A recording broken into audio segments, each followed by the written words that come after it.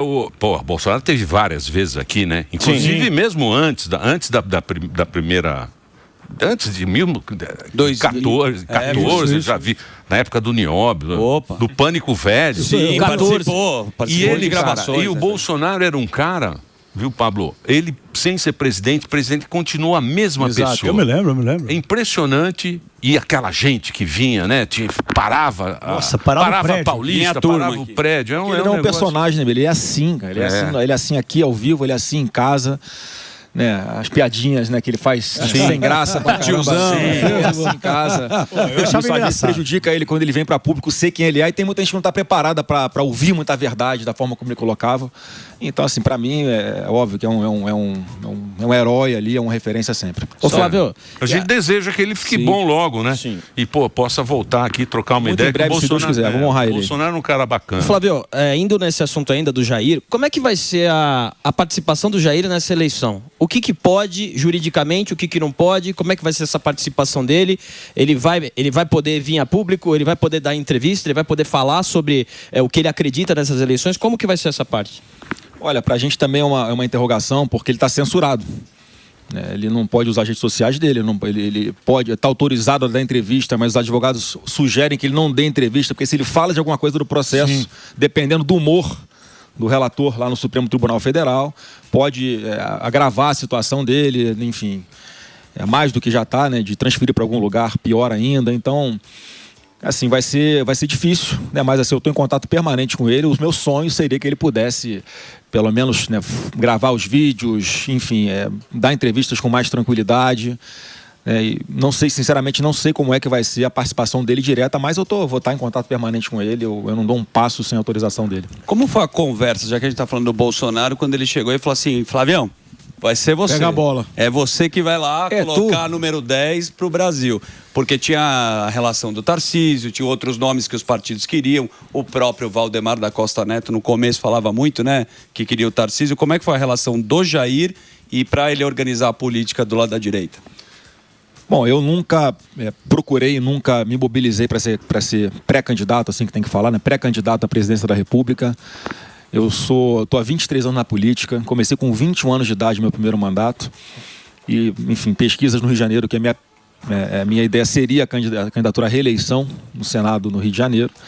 Mas, assim, tem uma coisa que eu respeito mais do que qualquer coisa, que é o feeling político do meu pai. Ele tem um tato, um olhar para tomada de decisões nesse aspecto de qual caminho seguir, quem apoiar, que... Enfim, óbvio que de vez em quando, né, tem uns traidores aí, mas, né, 99% das vezes ele acerta. E ele falou: Flávio, tem que ser você, porque pela estratégia que eu estou vendo aqui, o Tarcísio é um baita do nome, é um cara que é do nosso grupo, do nosso time. Eu considero demais o Tarcísio, sempre respeitei ele, admiro o Tarcísio, o trabalho que ele está fazendo no governo de São Paulo. Em 2022, ele se elege com o Bolsonaro empurrando ele. E hoje, né, ele tem ele construiu uma imagem positiva pela sua competência, aqui como governador de São Paulo. E assim, se não fosse o Tarcísio candidato a governador de São Paulo, a gente não teria alguém forte para substituí-lo à altura aqui em São Paulo. Então, muito provavelmente, o PT tinha uma chance grande de levar o governo de São Paulo.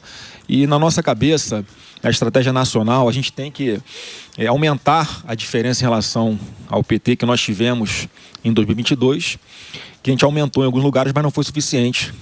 No somatório do Brasil todo, nós vencemos as eleições. Então, São Paulo é um estado muito estratégico, onde no segundo turno o Bolsonaro teve 11% de votos válidos a mais do que o Lula.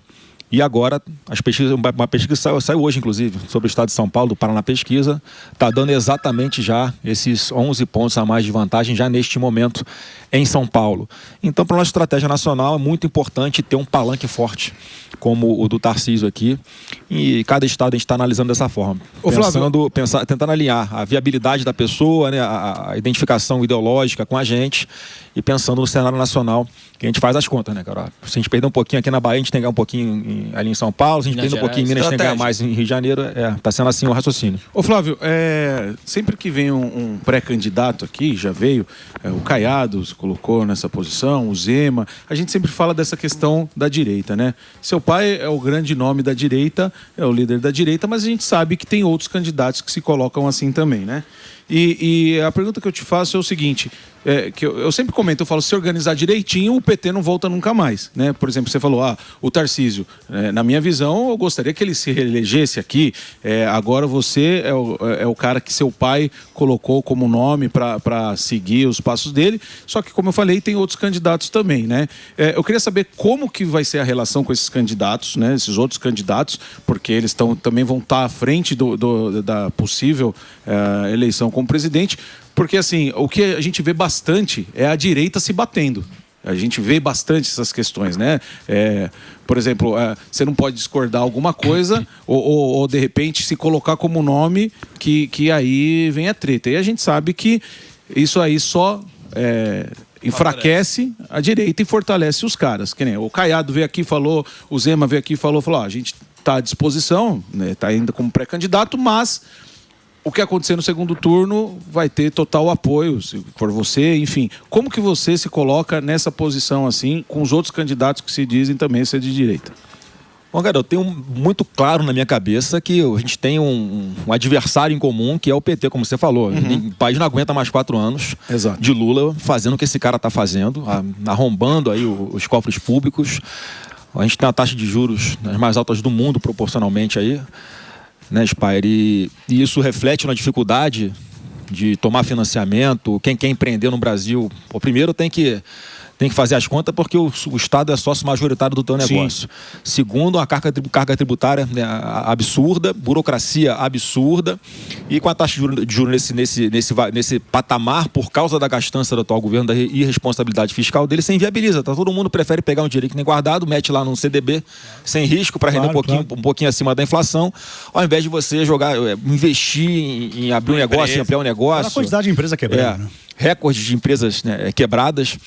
Então eu tenho muita consciência, Morgado, que eu pelo menos dou o exemplo nessa linha. Eu não só falo, eu pratico o que eu vou te falar aqui, que é, olha, gasta energia apontando os erros do PT, gasta energia falando a verdade sobre esse governo horroroso que está sendo, e vamos parar de se dar cotovelado. Só que eu falo isso há anos. Mas o que você prefere? Eu faço vídeo, eu faço postagem, Quero eu faço saber declaração, o seguinte.